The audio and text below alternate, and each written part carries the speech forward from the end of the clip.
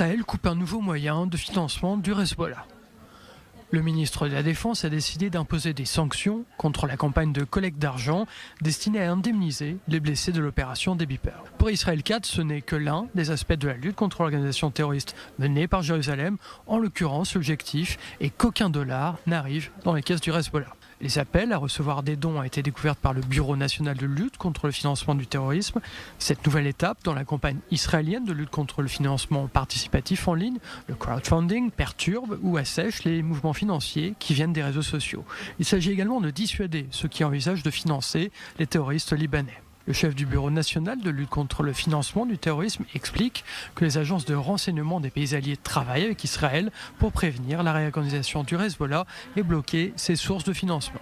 Le prétexte à la levée de fonds du Hezbollah est de permettre le rétablissement de ses membres touchés par l'explosion de leur beeper. L'organisation terroriste, qui ne peut plus être ravitaillée par la frontière syrienne, cherche donc de nouvelles rentrées d'argent. Ils ont déjà récupéré des dizaines de milliers de dollars par le biais de cette campagne de dons sur Internet. La levée de fonds a été rendue possible par la simplicité des moyens de paiement comme PayPal.